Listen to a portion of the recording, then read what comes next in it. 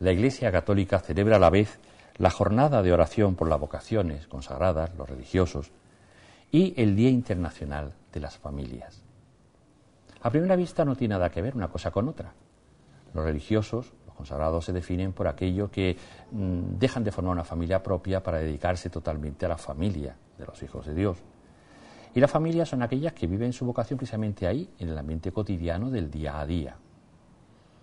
Hoy, precisamente, 15 de mayo, celebramos la fiesta de los santos patrones de Madrid, el matrimonio formado por San Isidro Labrador y Santa María de la Cabeza, como ejemplo de un matrimonio que vivió radicalmente su cristianismo. Y sin embargo, hay que decir que tanto la familia, la vida familiar, como la vida religiosa son caminos para vivir el Evangelio, de tal manera que influyen en toda la persona, en todas nuestras relaciones y en también nuestro modo de ser cristianos. Se trata de caminos que hay que hacer paso a paso, día a día, para llegar a nuestra meta, ese de ser con Cristo, otros Cristos en favor de los demás. De tal manera que se puede hablar de que el camino es la meta. Viviendo mi hoy, viviendo el paso de hoy, es como yo puedo ir avanzando hacia el paso de mañana y hacer la meta. Por eso, quizás la pregunta más importante de nuestra vida es: ¿cuál es mi vocación? Ese atractivo interior que surge en mí, que se expresa también por las cualidades que tengo y que en realidad me hace sentir que estoy ajustado en lo que soy y en lo que hago. Mientras que si no la sigo, me encuentro desajustado, me encuentro inauténtico, me encuentro fuera de mi sitio, fuera de mi lugar, fuera de mi tarea. No es fácil descubrir la vocación, porque después se tiene que ir realizando pues día tras día, paso a paso en ese camino. No basta decir voy a ser religioso, sino qué tipo de religioso y cómo va mi personalidad haciéndola. No basta decir ya me he casado con esta mujer, con este hombre y ya está todo hecho, sino cada día hay que inventarse, hay que descubrirse, hay que seguir caminando. En realidad nuestra vida puede parecerse a un partido de ping-pong donde nos limitamos con agotamiento y con cansancio en responder a las pelotas que nos va lanzando la existencia, los distintos problemas de la existencia, las distintas urgencias de la existencia. O bien, como en una partida de ajedrez, donde cada movimiento tiene su sentido y además posibilita los movimientos posteriores. Una vida que no es simplemente un ir tirando, una vida que no es simplemente un ir reaccionando, sino un ir accionando desde lo profundo, en diálogo continuo con las circunstancias y desde un planteamiento vital de cuál es realmente mi ser auténtico, mi camino auténtico.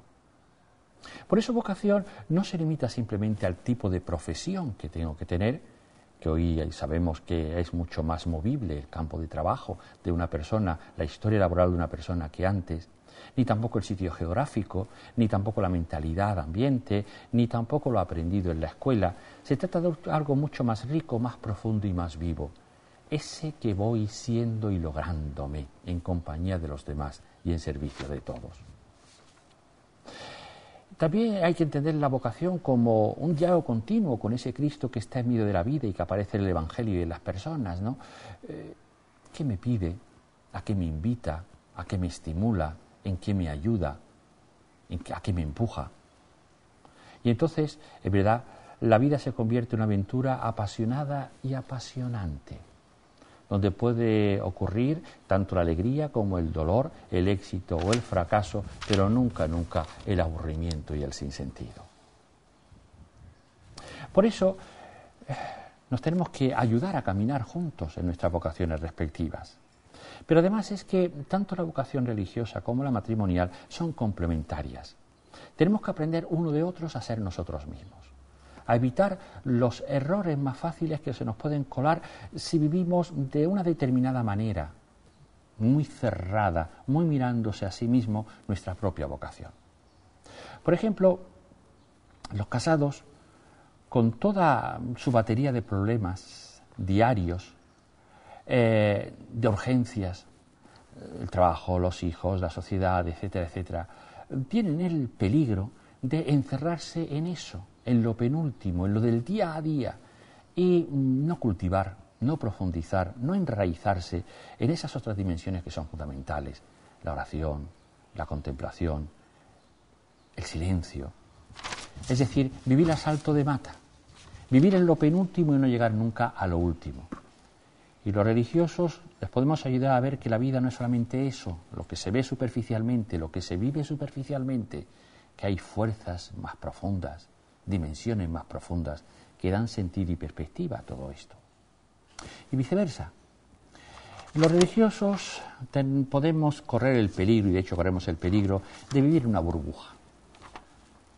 Nuestros conventos a veces nos aíslan de la realidad, de la problemática diaria, de la lucha diaria. Y entonces podemos creer que por amar a Dios ya estamos dispensados a amar a los demás, y por mirar más allá no estamos obligados a comprometernos con el más acá. La vida matrimonial, la vida familiar con sus luchas, con sus tareas, nos obliga a ser realistas, a hacer pie, a caminar en las circunstancias diarias, a ser hombres y mujeres de nuestro tiempo, a vivir el Evangelio aquí y ahora. Por eso nos necesitamos juntos y tenemos que caminar juntos, aprendiendo unos de otros. Es lo que nos decía el poeta Esteban Schwartz en una obra que dice así: día tras día, mi Señor, te voy a pedir 3 cosas. Verte más claramente, amarte más tiernamente y seguirte más fielmente. Día tras día, día tras día, día tras día, Señor.